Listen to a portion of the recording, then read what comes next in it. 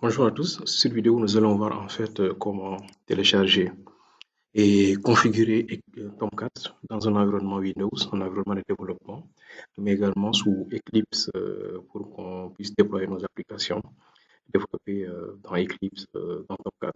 Et plus tard, on va voir également comment configurer également Tomcat donc sous IntelliJ. Mais sur cette vidéo, c'est d'abord un environnement de déploiement sous Windows, puis Eclipse. Alors, donc, je vais passer au téléchargement de Tomcat. Dans, dans- ce sera donc parfait. Alors, petit rappel, bon, je vais sélectionner, comme d'habitude, donc toujours allez-y au niveau des sites officiels. Donc, c'est toujours la Fondation Apache, comme Evan. Alors, ici, nous sommes au niveau du site officiel et les versions de base, hein, vous allez voir la plupart des projets sur lesquels vous allez intégrer l'entreprise sont soit sous Eclipse 8, 8.5, etc., 9, 10 ou bien 11. Et ça également, c'est bon à savoir parce que chaque version d'Eclipse également est liée à des versions de Java. Pour la version 7, 8, vous pouvez avoir jusqu'à la version 11 de Java, la version 9 aussi, la version 11 de Java. Par contre, la version 10 maintenant, c'est la version 17 de Java, JDK. La version 11, c'est pour JDK 21. En général, bon, les applications, surtout Eclipse MB2 sous Spring Boot avec Spring 3, c'est du Tomcat 10 avec JDK 17 en général. Mais la plupart, beaucoup de projets roulent toujours sous Tomcat 9 avec JDK 11. Mais également, on peut avoir aussi Tomcat 9 avec JDK 17. OK? Alors, ce qu'on va faire, c'est qu'on va passer au téléchargement. On va commencer par la version 9 et la version 10. On va commencer par la version 9. De toute façon, tout ce qu'on va faire sur la version 9, ce sera exactement la même chose avec la version 10. Donc, je sélectionne en fait ici déjà la version de base avec laquelle je veux travailler, c'est la version 9. Et là, on me propose en fait ici la dernière version disponible, c'est la version 9.0.88.8. Et pour les installations également, il y a la partie déploiement, Ambit, etc. Dont je parlais tout à l'heure là. Mais nous, on va prendre Core. Donc, avec le zip, ça également, il est possible de prendre également ces éléments aussi. Donc, il y a Bit pour Windows, etc. Et on peut prendre celui-là, hein, celui-là en fonction des versions. Donc, le zip là, c'est pour tous les systèmes Windows, Mac, Linux, etc. Si vous êtes spécifique à Windows également, on peut prendre celui-là. Alors que si vous prenez maintenant les exécutables là, les installeurs, ce que je vous recommande, il faut toujours essayer d'avoir des environnements isolés quand vous êtes en développement parce que les versions changent, les serveurs changent en fonction des projets. Vous pouvez travailler sur un projet où nous sommes sous Tomcat 8 et tu bascules en quelques minutes sur un Tomcat 9. Donc, si tu installes, il va falloir maintenant arrêter le service, réinstaller encore notre serveur Tomcat, démarrer le service. Alors que si c'est en version tout simplement portable, c'est-à-dire en zip, il va falloir tout simplement switcher entre les différentes versions et rien n'est installé sur la machine physique. Et c'est préférable. Donc, je peux cliquer ici pour télécharger les binaires, les zip. Donc, c'est en cours de téléchargement. Alors, une fois que c'est téléchargé, donc on va aller voir ce qu'on a ici comme résultat. C'est 9. Donc, au niveau du download, téléchargement. Voilà, Tomcat 9 est là. On peut vérifier si le téléchargement est OK. Je pense que c'est bon. OK. Donc, nous avons ceci, tout ce qu'on a à faire. Donc, je vais le déplacer au moins pour que ce soit un peu plus organisé. Donc, je vais le mettre ici dans document.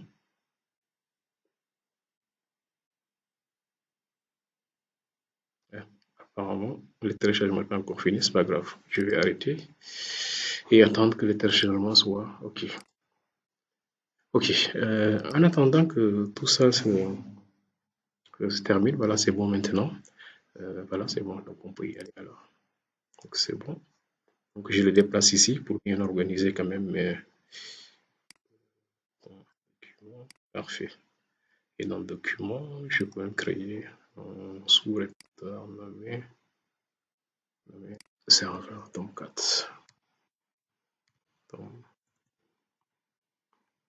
Tomcat. Parfait. Donc, voici. Et je vais le déplacer dedans. Et dans Tomcat, maintenant, je vais décompresser, WinRAR, et extraire ici. Si vous n'avez pas de WinRAR également sur Windows, je pense que extraction de ça marche. Ok, donc nous avons en fait ici notre serveur donc, qui est là. Et l'avantage, c'est qu'on peut directement les démarrer à partir de ce binaire-là. Donc à partir d'ici, j'écris tout simplement ici CMD pour lancer directement l'invite de commande directement ici à partir du binaire. Donc quand on fait ici un dir pour voir le contenu, il y a quand même quelques fichiers de base dont on a besoin. Les .bat sont les scripts de Windows. Les SH c'est pour Linux et Mac. Donc ici il y a starter.bat, starter.sh, shutdown. Donc on peut essayer de démarrer. Donc je vais utiliser la commande start.bat. Voilà, c'est pour démarrer le serveur. Okay. Je tape sur l'entrée. On attend un peu. Normalement, si tout se passe bien, il va me demander parfait, le serveur, parfait. J'autorise pour que le port 8080 soit disponible. Et par défaut, donc Tomcat va utiliser le port 8080. Donc le serveur est bien démarré. Donc démarrage du serveur a pris. Donc c'est bon. Si vous avez cette information-là, ce qu'on va faire maintenant, il suffit tout simplement de venir ici, de taper un localhost. Localhost 8080. Voilà. Une fois que vous avez ceci, le serveur va nous monter l'environnement. Voilà, de Tomcat, très bien. Indiquant ici Tomcat a bien démarré. Donc, ce qu'on va faire, c'est que si on essaie maintenant peut-être de manager nos applications, on n'aura absolument rien du tout. Là, il nous demande un user mot de passe, mais ça va pas marcher. C'est normal. Parce qu'on n'a rien. Là également, si on essaie également de faire le hosting, même chose, il nous demande tout le temps de nous authentifier, le statut des serveurs, etc. Donc, c'est cette partie qu'on va voir rapidement. Comment maintenant créer un utilisateur pour pouvoir administrer notre serveur Tomcat. Alors, pour cela, on va revenir ici. Ce que je vais faire, je vais vous montrer moi la méthode que j'utilise. Tomcat, un exemple, Tomcat user XML. Alors, au niveau de Tomcat user, donc toujours au niveau du site officiel, hein, quelle soit la version, les configurations sont exactement les mêmes. Il va nous rediriger ici, mais au niveau de la partie user guide. User guide, donc c'est ici, parfait. Donc ici, donc au niveau du guide, on nous dit quoi que on doit mettre à jour quand même un fichier nommé Tomcat user.xml. Et on doit juste ajouter en fait ceci comme étant des rôles en créant également un utilisateur. Donc, il faut qu'on cherche déjà le répertoire conf plus. Alors, donc pour cela, je reviens ici dans mon répertoire Tomcat. Voici le répertoire conf. Donc, on entre dans conf et on cherche le fichier tomcatuser.xml. Donc, je vais l'ouvrir avec, voilà, VS Code. Je pense que c'est pas mal avec VS Code. VS Code. C'est bon. Voilà. Une fois que c'est ouvert, donc on va descendre vers le bas. Vous allez voir que cette partie-là est commentée. On en a besoin. Ce que je vais faire, c'est que je vais le décommenter comme ça. Comme ça. Ici, on nous dit qu'il y a quelques rôles. Donc, ici, sont en fait des rôles, des exemples de rôles. Hein. Mais les rôles, en fait, les vrais rôles, c'est ça. Donc, on va prendre ça. Ça, c'est un rôle. On copie ceci. On va mettre là. On peut également prendre ce rôle, manager script. Ok. Ok, il est également possible de prendre ce rôle-là, manager status. Ces deux rôles-là, c'est largement pour l'option développeur pour pouvoir en fait manager. Alors, une fois que c'est bon, donc qu'est-ce qu'on va faire? On va maintenant créer un utilisateur, un exemple. L'utilisateur, je vais l'appeler bootcamp. Excusez-moi. Voilà, bootcamp. Ok. Et le mot de passe aussi, on va mettre quelque chose de simple. Un exemple, passer 1, 2, 3. Un exemple. Et ça, je vais le diminuer. Vous pouvez créer maintenant autant d'utilisateurs que vous voulez. Alors, et à partir d'ici maintenant, je vais lui dire quoi? Que il faut utiliser ce rôle. Pour l'utilisateur, il a ce rôle. C'est-à-dire il peut voir l'interface. Il peut également manager les scripts. Voici les deux rôles qui sont déjà définis. Parfait. Une fois que c'est bon, on va tout simplement sauvegarder. Et c'est très simple. Donc, vous définissez déjà les rôles. Donc, la documentation, là, c'est très clair. Vous pouvez prendre le temps de visiter un petit peu. Donc, et également, si vous voulez modifier le port, c'est les fichiers Tomcat Server. Donc, on pourra y revenir dans la pratique. Donc, je vais tout simplement fermer ces fichiers et je reviens au niveau de l'interface là. Et je vais taper la commande shutdown.bat pour arrêter le serveur. Voilà, le serveur est arrêté. Je peux vérifier déjà ici. Normalement, le serveur ne va pas répondre parce que je viens de l'arrêter avec shutdown. Parfait. Maintenant, je vais relancer le serveur avec la commande start.bat. Parfait. Il redémarre. Il va recharger en prenant en compte les configurations de base. Excellent. Donc, le serveur vient de redémarrer. Quand on revient ici, on va maintenant essayer de manager une application. Quand on clique ici, user c'était compte et le mot de passe, c'était passé 1, 2, 3. On aura maintenant en fait l'interface d'administration de Tomcat, voilà, qui est là. Et là, vous allez pouvoir déployer vos applications, faire le monitoring des applications, etc. Donc, pour le moment, ça, en fait, c'est la partie documentation. On n'a aucune application déployée, développée et déployée, en fait. Voilà, donc, on va voir le déploiement, comment ça marche. Une fois qu'on crée, comment est-ce qu'on peut arrêter un déploiement, comment on peut tirer un déploiement, comment est-ce qu'on peut suspendre un déploiement, etc. Voilà. Donc, cette partie-là, on va y revenir. Maintenant, l'autre élément que je vais vous montrer maintenant, c'est de ne pas utiliser parce que ça, c'est un environnement de test, de staging en général qu'on utilise, mais pas un environnement de dev. Donc, je vais arrêter le serveur à partir d'ici. Et je vais maintenant supposer que je suis un développeur. Donc, je suis en environnement de dev. À partir d'ici, je vais créer un serveur ici au niveau de Eclipse qu'on pourra utiliser à chaque fois qu'on crée des projets web qui vont tourner sur donc, le serveur pour le déploiement automatique. Voilà.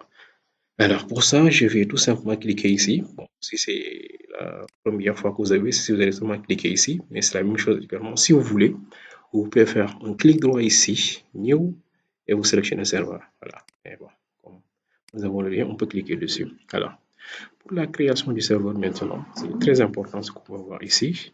Cliquez ici et vous vérifiez la version de Tomcat téléchargée. Nous sommes à la version 9 de Tomcat. Il faut bien vérifier que ce soit compatible en fait.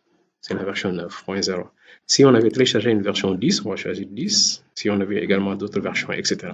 Donc, mais là, nous sommes à 9. On sélectionne 9, Tomcat 9. On va l'utiliser où? C'est un environnement de développement localhost. On clique sur suivant. Parfait. Et on va demander maintenant où se trouve le répertoire Home, notre Tomcat qui est téléchargé.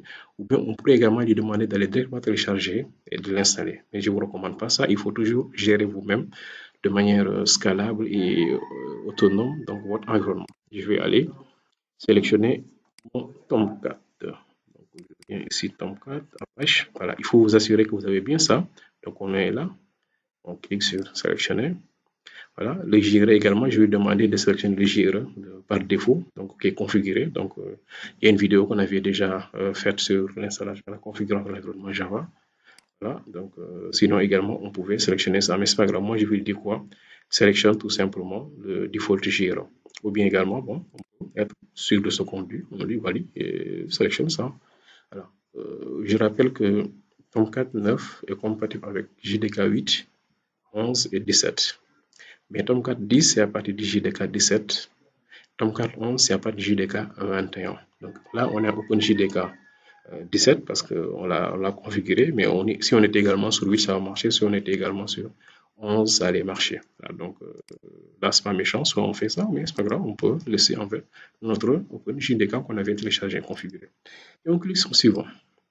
Pour le moment, on n'a pas de projet disponible web dans notre interface, dans notre ici projet Explorer. On va cliquer sur Finish. Et vous allez voir maintenant qu'ici notre serveur Tomcat est bien disponible là. Qu'est-ce qu'on va faire?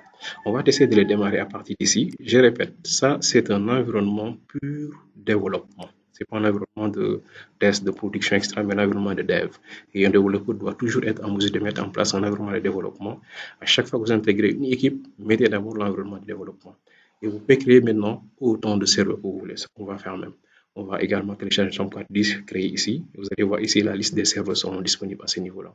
Et vous pouvez switcher entre les versions comme vous voulez. Comme je l'ai vu tout à l'heure, à l'entame de mes propos, parfois les serveurs changent en fonction des projets. Les versions du JDK également changent en fonction des projets. Donc, vous devez avoir un environnement scalable, un environnement où, si on vous demande de basculer vers, ou bien en tout cas, un environnement autonome isolé sur votre machine. Ok, maintenant, on va essayer de démarrer ce serveur-là. On fait clic droit et on clique sur Start tout simplement. On attend, même chose. On dit oui, et Tomcat va démarrer tranquillement. On autorise. Parfait. Là, on voit qu'ici, Tomcat a bien démarré. Par contre, vous allez voir une petite différence. Je vais maintenant lancer mon terminal ici. Je ferme ça. Je vais essayer maintenant de taper localhost 80, 84. Vous avez vu? C'est 404 parce que là, il attend à ce qu'il y ait un projet déployé. Et il n'y a aucun projet d'où nous avons quand même l'erreur 404. Donc, c'est pas une erreur, mais c'est simplement en fait une réponse cadre HTTP qui nous dit qu'il y a un objet non trouvé. Vous avez vu, l'environnement de développement, c'était différent de l'environnement de pré-production où on avait tout simplement une production ou bien de staging où on avait l'administration de Tomcat. Donc, si vous êtes en environnement de production dans Windows Server ou bien sous Linux, vous allez passer toujours en fait via l'échelle pour démarrer le serveur. Si vous êtes en environnement de développement, vous allez passer ici. Par contre, il va falloir d'abord déployer un projet pour pouvoir avoir une interface. Donc, une dernière chose, je vais maintenant essayer de télécharger Tomcat 10 et essayer de voir ce que ça va donner. Première chose, avant de passer à ça, je vais tout simplement arrêter ce serveur-là. Parfait. C'est en cours, c'est arrêté. Et je vais revenir ici au niveau du téléchargement de Tomcat et je sélectionne Tomcat 10. Cela va me permettre d'avoir un environnement très autonome et très disponible aussi au cas où je voulais switcher. Je peux même ajouter Tomcat 8 extra, ajouter tout ce que vous voulez. De toute façon, vous serez prêt à switcher entre les projets. Il suffit tout simplement de faire un git clone. Vous importez le projet sur Eclipse et vous faites les configurations nécessaires qu'on va voir lors des pratiques en TP. Alors, on attend un peu que le téléchargement soit OK. Une fois que c'est bon, donc le navigateur va nous signaler, donc on va passer à la configuration. En attendant, il est possible également de gérer en fait des choses un peu plus avancées par rapport à Tomcat. Il est possible de faire des configurations SSL si vous voulez tourner en HTTPS. Quand vous voulez également peut-être faire des configurations des utilisateurs pour accéder à une base de données et que vous ne voulez pas que les mots de passe soient au niveau de l'application, vous pouvez les configurer directement au niveau du serveur parce que vous savez que les serveurs, quand même, c'est un peu plus sécurisé que les applications en fait. Pourquoi? Parce que les serveurs en général, déjà ça c'est un serveur web, un serveur logique qui sera toujours installé, configuré sur un serveur physique. Donc déjà avant d'accéder au serveur logique, il faut déjà accéder au serveur physique, il faut avoir les droits déjà définis, l'adresse IP du serveur, etc. Il y a pas mal de politiques de sécurité qui seront mises en place et le serveur logique également. Donc il y aura également des accès avec mot de passe. Donc ça sera très compliqué pour quelqu'un quand même à accéder à ça. Donc le plus souvent, ce qu'on fait, les utilisateurs, etc., on fait tout pour qu'il y ait des REAMs pour pouvoir intégrer en fait la partie JNDI, les ressources ici, dans la base de données, etc., au niveau du serveur. Alors, on va, je pense que le téléchargement est OK. On pourra maintenant faire exactement la même chose avec notre Tomcat 10. Donc, je prends ça que je vais balancer ici. C'est bon. Donc, je le balance aussi dans Tomcat. Et je décompresse à partir de Tomcat. Je pense que si vous êtes sous Windows, vous pouvez directement dire extraire tout. Sous Windows, c'est possible. Et là, il va vous demander de ça. Donc, voilà, je vais faire extraire. Je vous ai vu que ça prend un peu plus de temps si on avait utilisé WinRAR. Mais bon, parfois certains n'ont pas de WinRAR. Donc, si vous n'avez pas WinRAR, il faut penser à télécharger, à installer également WinRAR au cas où vous n'avez pas de WinRAR installé sur votre machine. Surtout, n'oubliez jamais de décompresser une fois que le téléchargement est fait. Alors, ce qu'on va faire, c'est que voilà, il va tout faire. On va venir ici. On va ajouter un nouveau serveur. Le temps que ça décompresse, ça va pas changer. On va faire clic droit. Cette fois-ci, maintenant, on va lui dire quoi? Nous voulons ajouter un nouveau serveur. Surtout, faites clic droit sur cette zone-là. Clic droit, nouveau serveur. Même chose, on va descendre vers le bas. Par contre, cette fois-ci, n'oubliez pas, on avait dit quoi? On va créer un serveur pour Tomcat 10. Ce n'est plus 9. Après, les autres également, on va aller voir, hein. Donc, ça, c'est pour la partie serveur d'application. Il y a les serveurs d'IBM, WebSphere, serveurs de Red Hat avec JBoss ou bien Wildfly, les serveurs d'Oracle, etc. Donc, Glassfish. Mais pour le moment, on est au niveau des serveurs web. Et ça, c'est des serveurs d'application. Alors, donc, on sélectionne Tomcat 10, suivant. Même chose, on va aller sélectionner notre répertoire de Tomcat 10. Cette fois-ci, ce n'est plus Tomcat 9. Tomcat 10, c'est bien là. Tomcat 10. Voilà. Toujours, n'oubliez pas, il faut toujours le home. Voilà, il faut faire très attention par rapport à la sélection. Et on clique sur OK. Parfait. Même chose, je vais lui dire que je vais utiliser l'environnement que j'ai déjà configuré. Il me dit quoi que Tomcat installation at directory is Tomcat installation is expected. Ok, bon, on va essayer de voir qu'est-ce qu'il dit. On a ça. On a Tomcat 10. Ça. Eh bien, bon, tout est OK. Et l'heure. Et si je fais ça, c'est la même chose. On va encore refaire un browse. On est bien là. On sélectionne.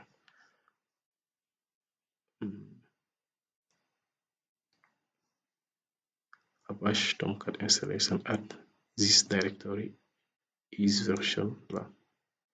Tomcat installation is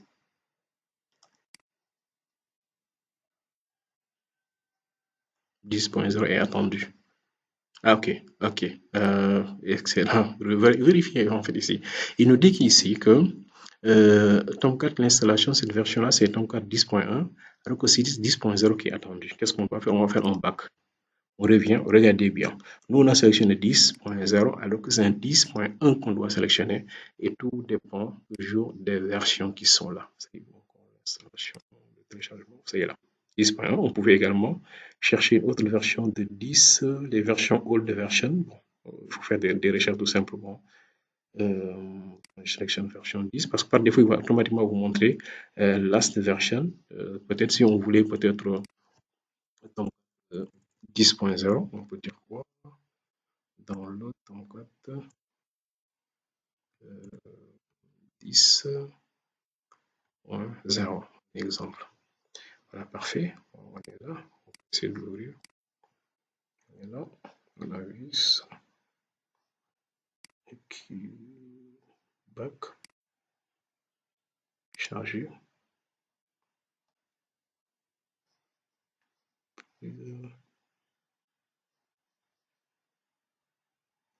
Pour le moment, au niveau des mirrors, je vois que des 10.1 qui sont là. Quick Navigation.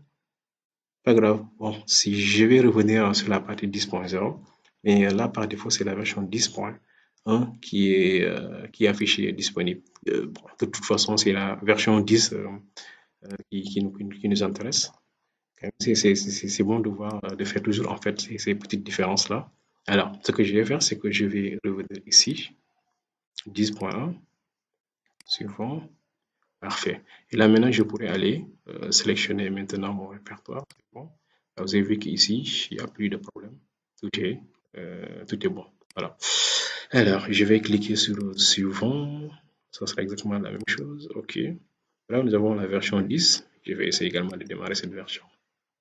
À partir d'ici. Parfait. Ça démarre. Ça démarre. Et top. Donc, Tomcat est démarré avec la version 10. Vous pouvez également ajouter une version 8, etc. Maintenant, chaque fois que vous créez un projet ici, c'est à vous de choisir maintenant où vous voulez. Un exemple, je veux créer un Dynamic Web Project ici.